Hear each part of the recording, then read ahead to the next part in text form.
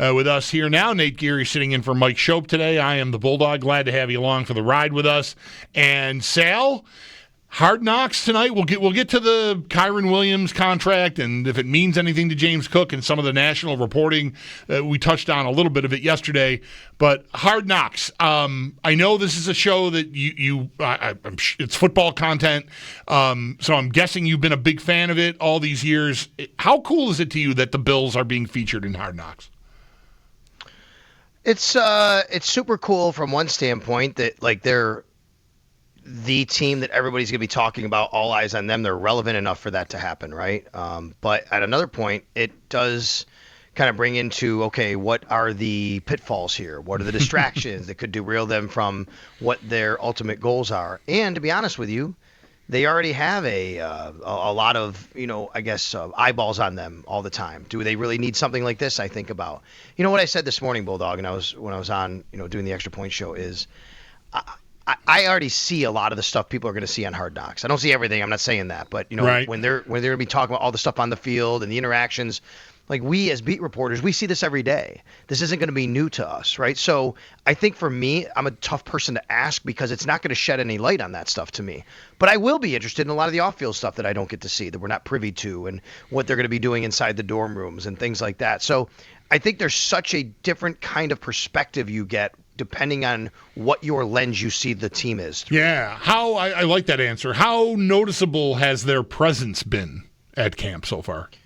Actually, so the presence has been very noticeable, but they're not intrusive whatsoever. They're actually great to work with, to be around, even to talk to once in a while. Like, you don't bother them necessarily, but if you have a question, they're very willing. Pat Harris is actually from Rochester. He's one of the main directors. He's been on WGR and WBEN. He's making the rounds, explaining a lot of the stuff that's going on. It's really cool. Got to meet him a little and talk to him a little bit.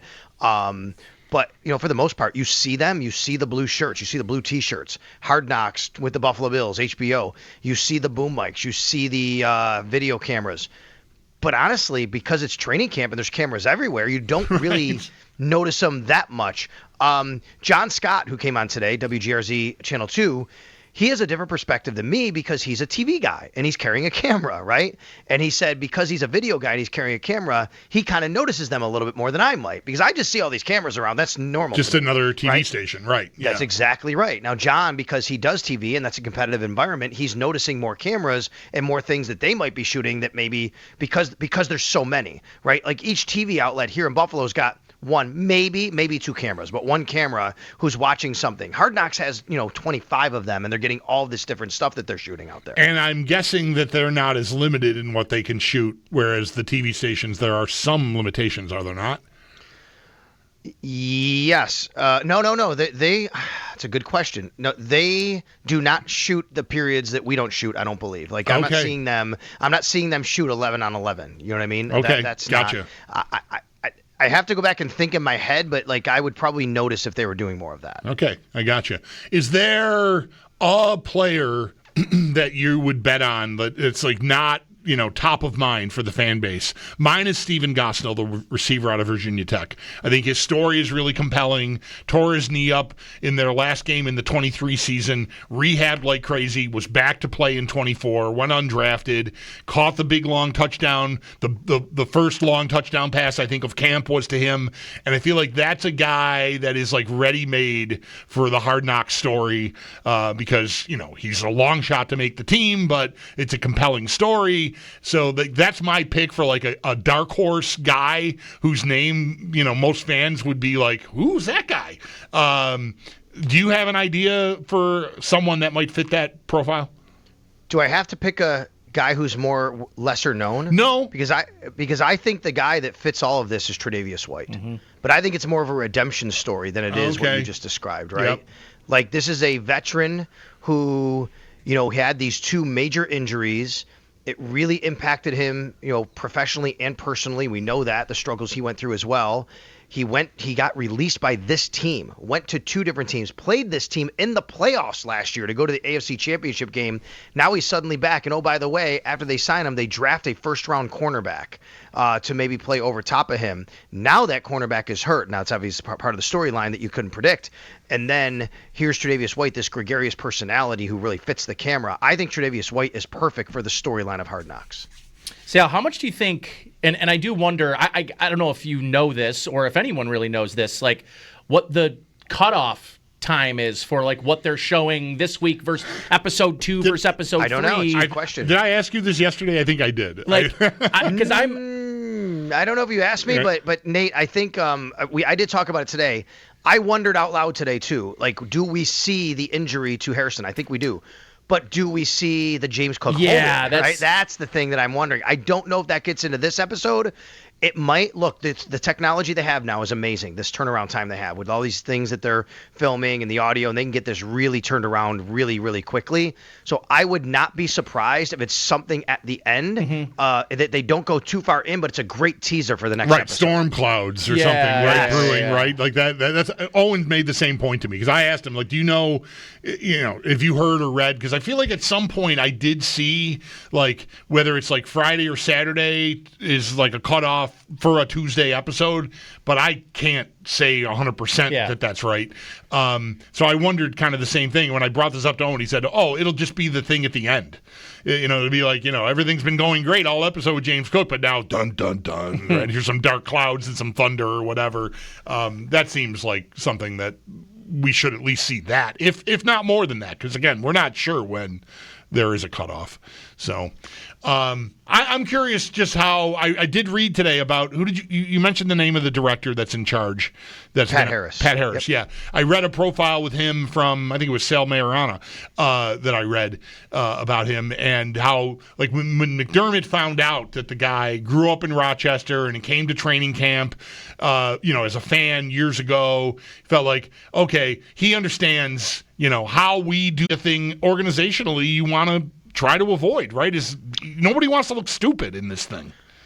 No, but the Bills have content control here too. I mean, the Bills they're gonna have say over what gets aired, and I think quite a bit of say actually. So I think they're gonna try to protect themselves, of course, and I think they would want what you said is completely right, which is they're not going to want to have anything out there that makes them look foolish in any way, shape, or form.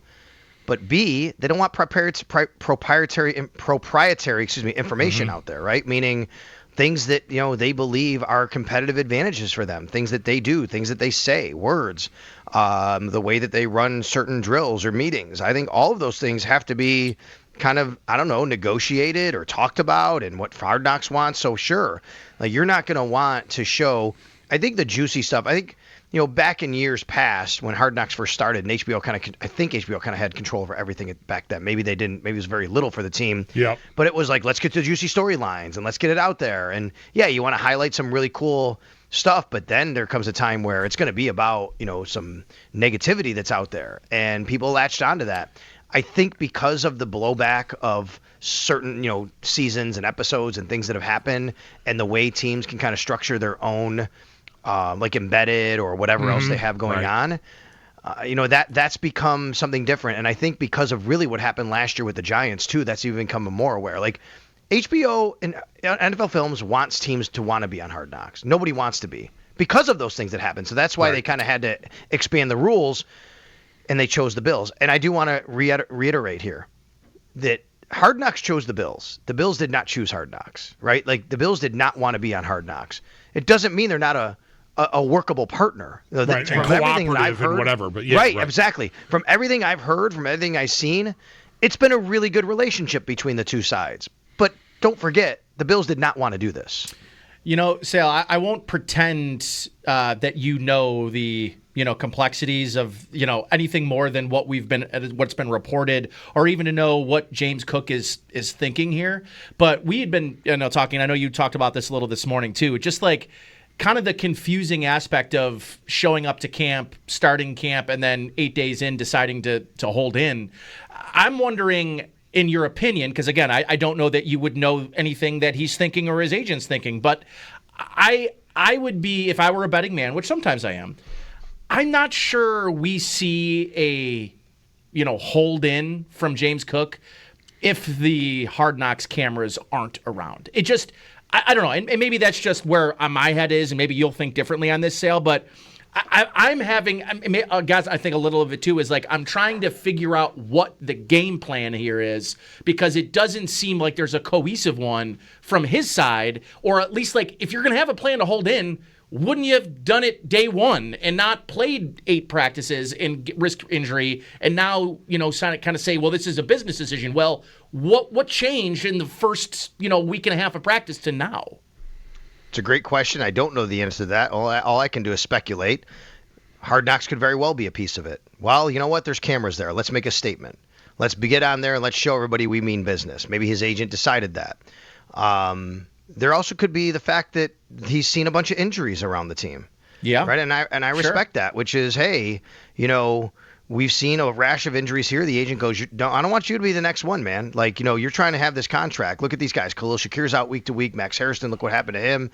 Like, it happened right after those 2 injuries, right? And where he decided this. That could be something that plays into it. It could be that he showed up.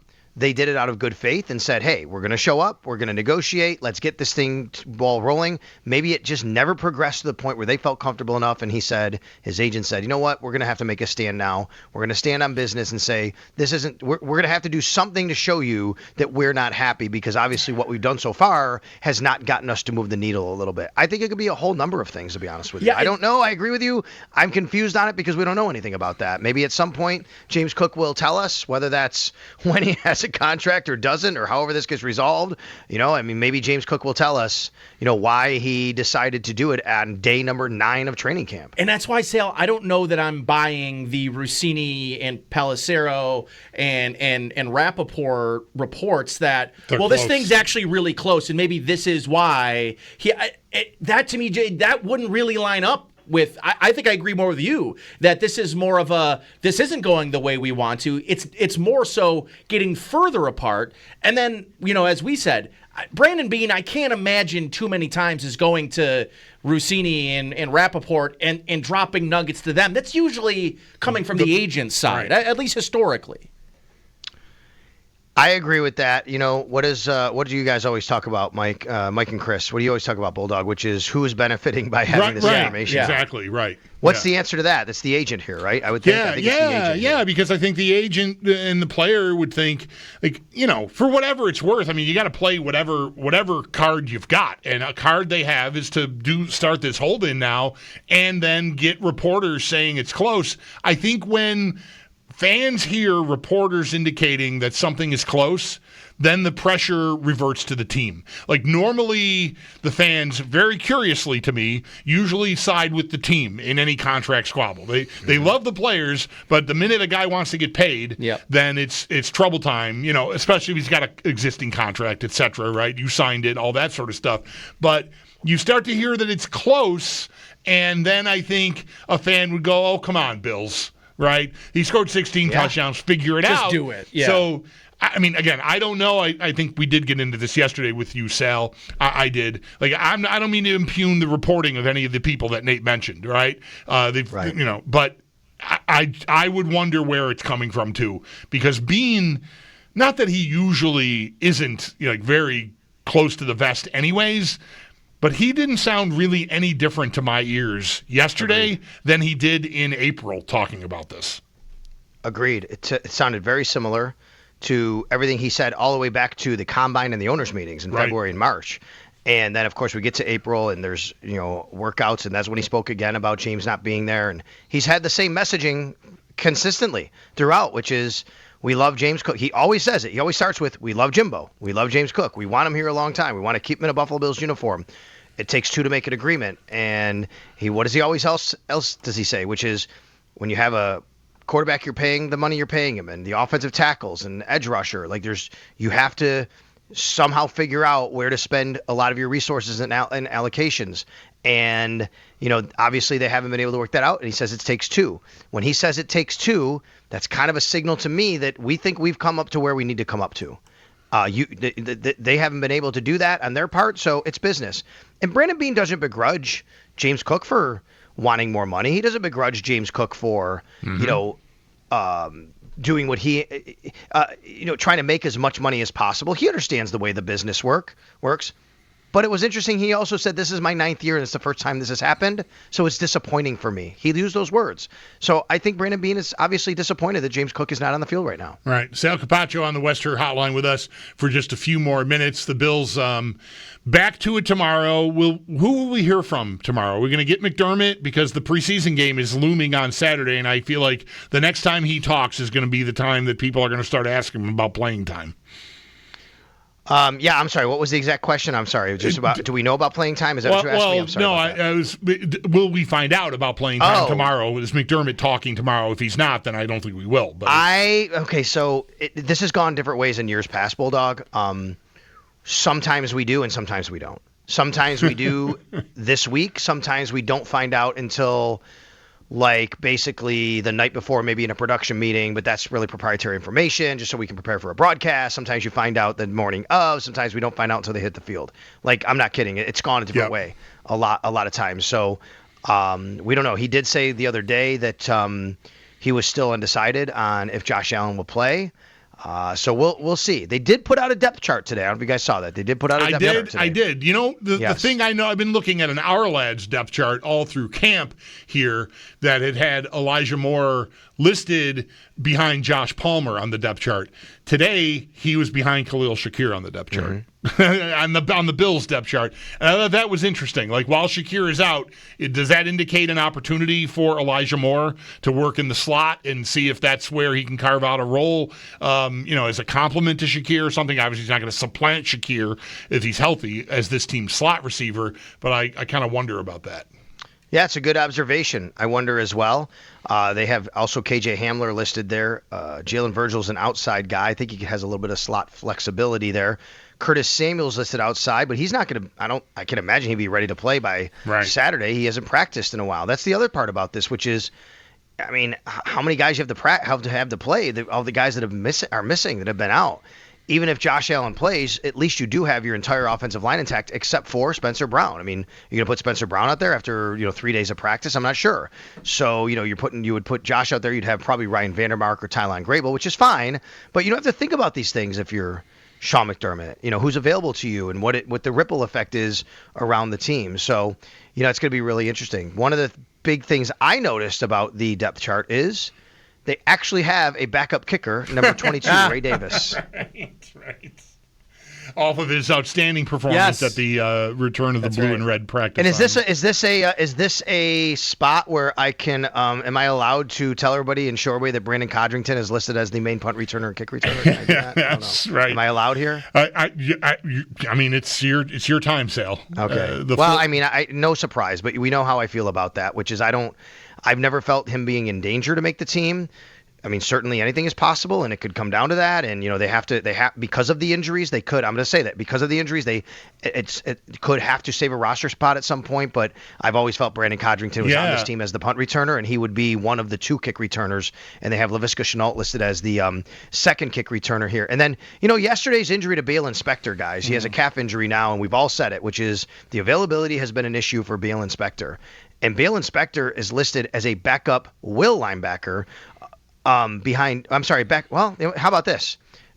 I got to go back and say this. The Bills have 3 linebackers listed on their depth chart. They do, yeah. They also have a nickel corner in Terrence Johnson. They have 12 guys listed on defense. They have 3 linebackers and a nickel corner. So I think that's really interesting. And Bale Inspector's listed behind Dorian Williams, who's the 3rd linebacker behind Milano and Bernard. But I think now, with everything that's happened, I think the door is wide open for Joe Andreessen to absolutely just smash it down to be the backup Mike. I also think it's interesting that Shenault is listed as the 3rd guy on the punt return depth chart because he's never returned a punt. I don't even know if he did it in college. That doesn't mean he can't be working on it in training camp here, obviously, to see if he could do it, but he's never returned a single punt in the NFL.